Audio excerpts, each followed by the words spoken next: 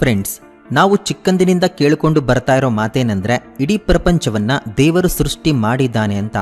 ಆದರೆ ನಾವು ಸೈನ್ಸ್ ಅನ್ನ ನಂಬಿದ್ರೆ ಈ ಬ್ರಹ್ಮಾಂಡದ ನಿರ್ಮಾಣ ತನ್ನಷ್ಟಕ್ಕೆ ತಾನೇ ನಡೆದಿದೆ. ಇದರಲ್ಲಿ ಯಾರ ಹಸ್ತಪ್ರಯೋಗ ಇಲ್ಲ.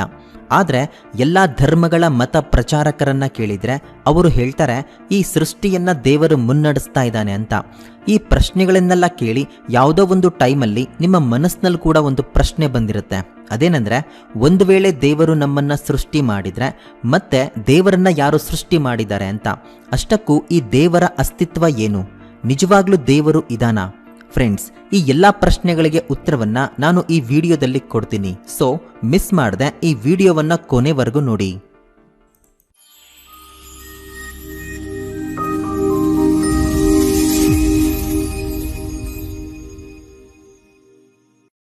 ಒಬ್ಬ ವ್ಯಕ್ತಿ ಬಂದು ನಿಮ್ಮ ಹತ್ರ ಹೇಳ್ತಾನೆ, ಈ ಮನೆಯನ್ನ ಯಾರೂ ನಿರ್ಮಾಣ ಮಾಡಿಲ್ಲ, ಅದಷ್ಟಕ್ಕದೇ ನಿರ್ಮಾಣ ಆಗಿದೆ ಅಂತ.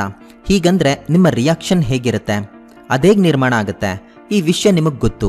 ಈ ಮನೆ ಅದಷ್ಟಕ್ಕದೇ ನಿರ್ಮಾಣ ಆಗಲಿಲ್ಲ, ಇದನ್ನ ಮನುಷ್ಯರು ಸೇರಿ ನಿರ್ಮಾಣ ಮಾಡಿದ್ದಾರೆ. ಸರಿ, ಆ ವ್ಯಕ್ತಿ ನೀವು ಹೇಳಿದ್ದು ಕೇಳಿ ಈ ಮನೆಯನ್ನ ಮನುಷ್ಯರ ನಿರ್ಮಾಣ ಮಾಡಿದ್ರು ಅನ್ನೋದನ್ನ ನಿರೂಪಿಸಿ ಅಂತ ಕೇಳಿದ್ರೆ ನೀವು ಹೇಗ್ ನಿರೂಪಿಸ್ತೀರಾ? ನಿಮಗೆ ಇದನ್ನ ನಿರೂಪಿಸೋದಕ್ಕೆ ಒಂದೇ ಒಂದು ಪದ ಬೇಕಾಗತ್ತೆ. ಅದೇ ಅರೇಂಜ್ಮೆಂಟ್, ಅಂದ್ರೆ ವ್ಯವಸ್ಥೆ. ಒಂದ್ ವೇಳೆ ನಿಮ್ಮ ಹತ್ರ ಒಂದು ಕೆಲಸಕ್ಕೆ ಬೇಕಾದ ವ್ಯವಸ್ಥೆ ಇದೆ ಅಂದ್ರೆ ನೀವು ಏನನ್ನ ಬೇಕಾದ್ರೂ ನಿರ್ಮಾಣ ಮಾಡಬಹುದು. ಇನ್ನು ಈ ವ್ಯವಸ್ಥೆ ಬಗ್ಗೆ ಮಾತಾಡಿದ್ರೆ ಈ ವ್ಯವಸ್ಥೆ ಅನ್ನೋದು ಯಾವಾಗ್ಲೂ ಕೂಡ ಅದಷ್ಟಕ್ಕದೇ ತಯಾರಾಗಲ್ಲ. ನಿಮ್ಮ ಮನೆ ಅನ್ನೋದು ಪೂರ್ತಿಯಾಗಿ ಸಿಸ್ಟಮ್ಯಾಟಿಕ್. ಅಂದ್ರೆ ಇದಕ್ಕೆ ಕಾರಣ ಮನೆಯಲ್ಲಿರುವ ವಸ್ತುಗಳು ಸುರಕ್ಷಿತವಾಗಿ ಇರೋದಕ್ಕೆ ಮನೆಗೆ ಬಾಗಿಲನ್ನ ಇಟ್ಟಿದ್ದೀವಿ, ಗಾಳಿ ಬಂದು ಹೋಗೋದಕ್ಕೆ ಕಿಟಕಿಗಳು ಇದೆ. ಸ್ವಲ್ಪ ಖರ್ಚು ಮಾಡಿದ್ರೆ ನೆಲಕ್ಕೆ ಟೈಲ್ಸ್ ಹಾಕ್ಬೋದು, AC ಹಾಕಿಸ್ಕೋಬಹುದು. ಇವೆಲ್ಲ ನಿಮ್ಮ ವ್ಯವಸ್ಥೆ ಮೇಲೆ ಡಿಪೆಂಡ್ ಆಗಿರುತ್ತೆ. ನೀವು ಹೇಗೆ ಖರ್ಚು ಮಾಡ್ತಿರೋ ಹಾಗೆ ಔಟ್ಕಮ್ ಬರುತ್ತೆ. ಇದು ವಾಸ್ತವ. ಇಷ್ಟೆಲ್ಲ ವ್ಯವಸ್ಥೆ ಅದಷ್ಟಕ್ಕದೇ ತಯಾರಾಗಲಿಲ್ಲ. ಒಂದ್ಸಲ ಈ ಪ್ರಕೃತಿ ಕಡೆ ನೋಡಿ, ಇದರಲ್ಲಿ ಕೂಡ ಒಂದು ವ್ಯವಸ್ಥೆ ಕಾಣಿಸುತ್ತಲ್ವಾ? ನೀವೇ ಯೋಚನೆ ಮಾಡಿ, ಒಂದು ಮಗು ಹುಟ್ಟಿದ ನಂತರ 6 ತಿಂಗಳು ಏನನ್ನೂ ತಿನ್ನಲ್ಲ. ಆಗ ಅಮ್ಮನ ಎದೆ ಹಾಲು ಅವಶ್ಯಕವಾಗಿರುತ್ತೆ. ಎದೆ ಹಾಲು ಕುಡಿದು ಮಗು ಬದುಕಿರುತ್ತೆ. ಇದರಲ್ಲಿ ತನಗೆ ಬೇಕಾದ ಪೌಷ್ಟಿಕ ಆಹಾರ ಇರುತ್ತೆ. ನಾವು ಮನುಷ್ಯರು ಆಮ್ಲಜನಕವನ್ನ ತೆಗೆದುಕೊಳ್ತೀವಿ, ಕಾರ್ಬನ್ ಡೈಆಕ್ಸೈಡ್ ಅನ್ನ ಹೊರಗಡೆ ಬಿಡ್ತೀವಿ. ಗಿಡಗಳು ಕಾರ್ಬನ್ ಡೈಆಕ್ಸೈಡ್ ಅನ್ನ ತೆಗೆದುಕೊಂಡು ಆಮ್ಲಜನಕವನ್ನ ಬಿಡುಗಡೆ ಮಾಡುತ್ತೆ. ಇದನ್ನ ವ್ಯವಸ್ಥೆ ಅಲ್ಲ ಅನ್ನೋದಕ್ಕಾಗತ್ತಾ? ಈ ಗಿಡಗಳು ಮನುಷ್ಯರು ಇಬ್ರು ಜೀವಿಸೋದಕ್ಕೆ ಒಬ್ಬರ ಮೇಲೆ ಒಬ್ರು ಡಿಪೆಂಡ್ ಆಗಿದ್ದಾರೆ. ಇದನ್ನೇ ಒಂದು ವ್ಯವಸ್ಥೆ ಅಂತ ಹೇಳ್ಬೋದು. ನಮ್ಮ ಭೂಮಿ 23 ಡಿಗ್ರಿ ಬೆಂಡಾಗಿ ತನ್ನ ಕಕ್ಷೆಯಲ್ಲಿ ಸುತ್ತುತ್ತೆ. ಇದರಿಂದ ನಮ್ಮ ಭೂಮಿ ಮೇಲೆ ಋತುಗಳು ಬದಲಾಗುತ್ತೆ. ಬಿಸಿ ಕಡಿಮೆ ಆದ್ರೆ ಮಳೆ ಬರುತ್ತೆ. ಇದರಿಂದ ಭೂಮಿ ಮೇಲೆ ನೀರು ಬರುತ್ತೆ. ಈ ನೀರಿನಿಂದ ಎಲ್ಲಾ ಪ್ರಾಣಿಗಳ ದಾಹ ತಣಿಯುತ್ತೆ. ಈ ಋತುಗಳು ಬೇಗ ಬೇಗ ಬದಲಾಗೋದಿಲ್ಲ, ಅವು ನಿಧಾನವಾಗಿ ಬದಲಾಗತ್ತೆ. ಇದು ಕೂಡ ಪ್ರಕೃತಿಯ ವ್ಯವಸ್ಥೆನೇ. ಒಂದ್ಸಲ ಆಲೋಚನೆ ಮಾಡಿ, ಬೆಳಗ್ಗೆ ತಾಪಮಾನ 50 ಡಿಗ್ರಿ ಸೆಲ್ಸಿಯಸ್ ಇದೆ ಅನ್ಕೊಳ್ಳೋಣ. ಸ್ವಲ್ಪ ಸಮಯದ ನಂತರ 10 ಡಿಗ್ರಿ ಸೆಲ್ಸಿಯಸ್ಗೆ ಬಿದ್ದೋಗುತ್ತೆ. ಆಗ ನಮ್ಮ ಪರಿಸ್ಥಿತಿ ಹೇಗಿರುತ್ತೆ ಅನ್ನೋದನ್ನ ಆಲೋಚನೆ ಮಾಡಿ. ಈ ಬದಲಾವಣೆ ಕಾರಣದಿಂದ ನಾವು ಹುಚ್ಚರಾಗ್ಬಿಡ್ತೀವಿ. ಆದ್ರೆ ಇಲ್ಲಿವರೆಗೂ ಹೀಗಾಗ್ಲಿಲ್ಲ. ಯಾಕೆಂದ್ರೆ ನಮ್ಮ ಪ್ರಕೃತಿಗೆ ಸಿಸ್ಟಮ್ಯಾಟಿಕ್ ಆಗಿ ಇರೋದು ಗೊತ್ತು. ಹಾಗಾದ್ರೆ ಈ ವ್ಯವಸ್ಥೆಯನ್ನ ತಯಾರು ಮಾಡಿದ್ಯಾರು? ಅವರನ್ನ ನಾವು ಈಶ್ವರ, ಅಲ್ಲ, ಜೀಸಸ್ ಏನಾದ್ರೂ ಅನ್ಬೋದು. ಅದು ನಮ್ಮ ಮೇಲೆ ಆಧಾರವಾಗಿರುತ್ತೆ. ಇಲ್ಲಿ ಪ್ರಶ್ನೆ ಏನಂದ್ರೆ, ದೇವರು ನಮ್ಮನ್ನ ಸೃಷ್ಟಿ ಮಾಡಿದ್ದಾರೆ. ಸರಿ, ಹಾಗಾದ್ರೆ ದೇವರನ್ನ ಸೃಷ್ಟಿ ಮಾಡಿರೋರು ಯಾರು? ಈ ಪ್ರಶ್ನೆಗೆ ಉತ್ತರ ಗೊತ್ತಾಗಬೇಕು ಅಂದ್ರೆ ನೀವು ನಮಗೊಂದು ಹೇಳಬೇಕು. ನಿಮ್ಮ ಪ್ರಕಾರ ದೇವರಿಗೆ ಅಸ್ತಿತ್ವ ಇದೆಯಾ, ಇಲ್ಲ ವಿಜ್ಞಾನ ಹೇಳಿದ್ದೇ ನಿಜ ಅಂತೀರಾ? ನಿಮ್ಮ ಅಭಿಪ್ರಾಯವನ್ನ ಕೆಳಗಡೆ ಕಮೆಂಟ್ ಮಾಡಿ ಹೇಳಿ. ಈಗ ಈ ಪ್ರಶ್ನೆ ಹತ್ರ ಬರೋಣ. ಇದಕ್ಕೆ ಉತ್ತರ ತಿಳ್ಕೊಳ್ಳೋದಕ್ಕೆ ಮುಂಚೆ ಒಂದ್ಸಲ ಇಲ್ಲಿ ನೋಡಿ. ಇದು ನಮ್ಮ ಭೂಮಿ. ಇದರ ಡಯಾಮೀಟರ್ 13,000 ಕಿಲೋಮೀಟರ್. ಭೂಮಿಗಿಂತ ನೆಪ್ಚೂನ್ ಸುಮಾರು 4 ಪಟ್ಟು ದೊಡ್ಡದಾಗಿರುತ್ತೆ. ನಮ್ಮ ಸೋಲಾರ್ ಸಿಸ್ಟಮ್ನಲ್ಲಿರುವ ಶನಿಗ್ರಹ ನಮ್ಮ ಭೂಮಿಗಿಂತ 9 ಪಟ್ಟು ದೊಡ್ಡದಾಗಿರುತ್ತೆ.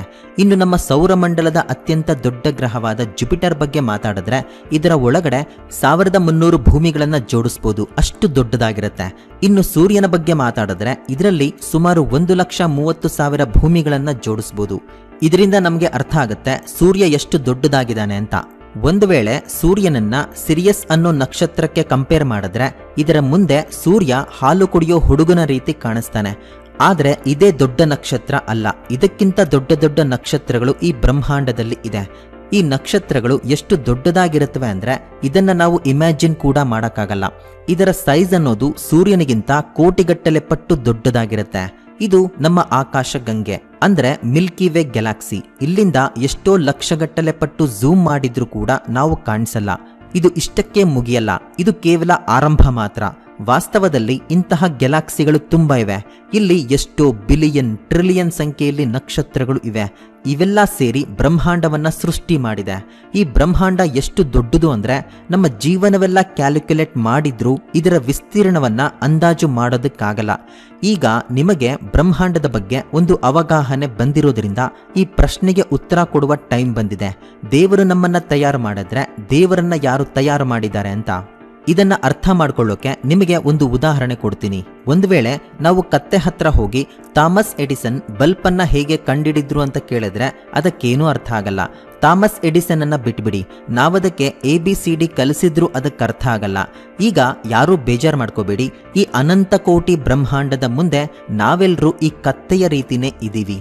ನಾವಿದನ್ನ ಯಾವತ್ತೂ ಅರ್ಥ ಮಾಡ್ಕೊಳ್ಳೋದಕ್ಕಾಗಲ್ಲ. ಅದೇನಂದ್ರೆ ದೇವರು ಅಂದ್ರೆ ಯಾರು ಮತ್ತು ದೇವರು ಈ ಸೃಷ್ಟಿಯನ್ನ ಹೇಗೆ ತಯಾರು ಮಾಡಿದ್ರು ಅಂತ. ಫ್ರೆಂಡ್ಸ್, ಮನುಷ್ಯ ಭೂಮಿ ಮೇಲೆ ಇರುವ ಎಲ್ಲ ಜೀವಿಗಳಿಗಿಂತ ಅತ್ಯಂತ ಬುದ್ಧಿವಂತ ಪ್ರಾಣಿ. ಆದರೂ ಇಡೀ ಬ್ರಹ್ಮಾಂಡದ ಬಗ್ಗೆ ತಿಳಿದುಕೊಳ್ಳುವಷ್ಟು ಬುದ್ಧಿವಂತಿಕೆ ನಮಗೆ ಗೊತ್ತಿಲ್ಲ. ನಾವು ಕತ್ತೆಗಳು ಅಂದಿದ್ದಕ್ಕೆ ತುಂಬ ಜನಕ್ಕೆ ಫೀಲ್ ಆಗಿರುತ್ತೆ.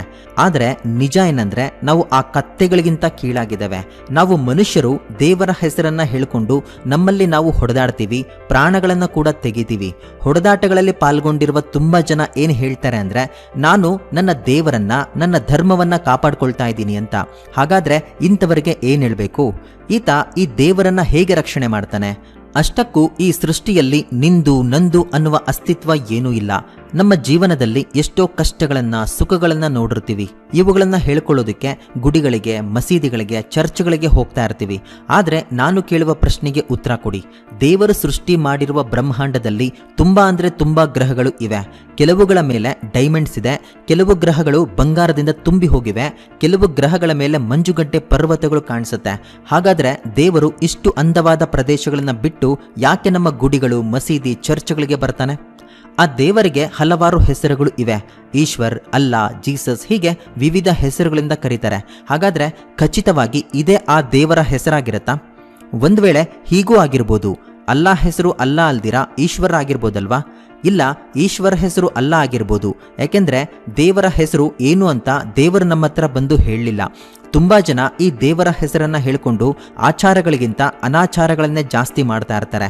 ಯಾಕೆಂದ್ರೆ ನೀವು ಸರಿಯಾಗಿ ಗಮನಿಸಿದ್ರೆ ಸಮಾಜದಲ್ಲಿ ನಡೆಯುತ್ತಿರುವ ಅರ್ಧಕ್ಕಿಂತ ಜಾಸ್ತಿ ಹೊಡೆದಾಟಗಳು, ಜಗಳಗಳು ಜಾತಿ ಮತ್ತು ಧರ್ಮದಿಂದಲೇ ಆಗಿರುತ್ತೆ. ಇದು ಕೇವಲ ನಮ್ಮ ಭಾರತದಲ್ಲೇ ಅಲ್ಲ, ಹೊರಗಿನ ಪ್ರಪಂಚದಲ್ಲೂ ಇಂತಹ ಗಲಾಟೆಗಳು ಕಾಣಿಸುತ್ತೆ. ಅಲ್ಲಿ ಕಪ್ಪು ಬಿಳಿ ಅಂತ ಹೇಳ್ಕೊಂಡು ಎದುರುಗಡೆ ಇರೋರನ್ನ ಹೀಯಾಳಿಸ್ತಾ ಇರ್ತಾರೆ. ಈಗ ನೀವೇ ಹೇಳಿ, ಇಷ್ಟೆಲ್ಲ ಅನಾಚಾರಗಳನ್ನ ಮಾಡೋ ನಾವು ಕತ್ತೆಗಿಂತ ಬುದ್ಧಿವಂತರು ಅಂತ ಹೇಗೆ ಹೇಳ್ಕೋತೀವಿ? ನಾವು ಇನ್ನೂ ಚೆನ್ನಾಗಿ ಯೋಚನೆ ಮಾಡಿದ್ರೆ ನಮಗಿಂತ ಮಾತು ಬರದೇ ಇರುವ ಪ್ರಾಣಿಗಳೇ ಎಷ್ಟೋ ವಾಸಿ. ಆದರೆ ಇದನ್ನ ಮನುಷ್ಯ ಯಾವತ್ತಿಗೂ ಅರ್ಥ ಮಾಡ್ಕೊಳ್ಳಲ್ಲ. ಯಾವಾಗ ಏನ್ ಮಾತಾಡಬೇಕು, ಏನ್ ಮಾತಾಡಬಾರ್ದು ಅಂತ. ನಿಜ ಹೇಳಬೇಕು ಅಂದ್ರೆ ಆ ದೇವರು ಅನ್ನೋದು ಒಂದು ಕಾಣದ ಶಕ್ತಿ. ಅದು ನಮ್ಮೆಲ್ಲರನ್ನ ಒಂದು ಮಾಡುತ್ತೆ. ಒಂದು ಜೀವಿ ಇನ್ನೊಂದು ಜೀವಿಗೆ ಆಹಾರ ಆಗುತ್ತೆ, ಆ ಇನ್ನೊಂದು ಜೀವಿ ಮತ್ತೊಂದು ಜೀವಿಗೆ ಆಹಾರ ಆಗುತ್ತೆ, ಆ ಮೂರನೇ ಜೀವಿ ನಾಲ್ಕನೇ ಜೀವಿಗೆ ಆಹಾರ ಆಗುತ್ತೆ. ಈ ವಿಧವಾಗಿ ಆಹಾರ ಸರಪಳಿ ನಡೀತಾ ಇದೆ.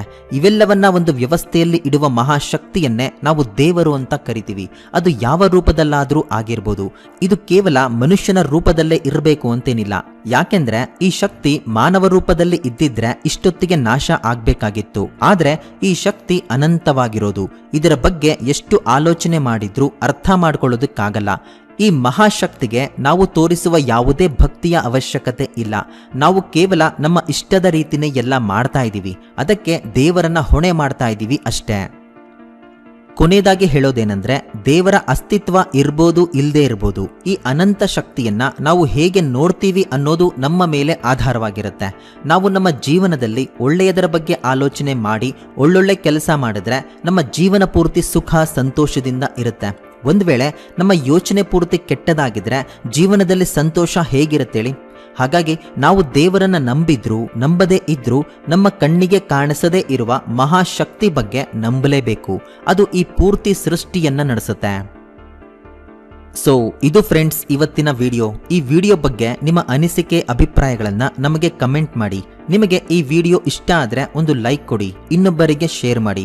ಮುಂದಿನ ಇನ್ನೊಂದು ಇಂಟ್ರೆಸ್ಟಿಂಗ್ ವಿಡಿಯೋದಲ್ಲಿ ಮತ್ತೆ ಸಿಗೋಣ. ನಮಸ್ಕಾರ.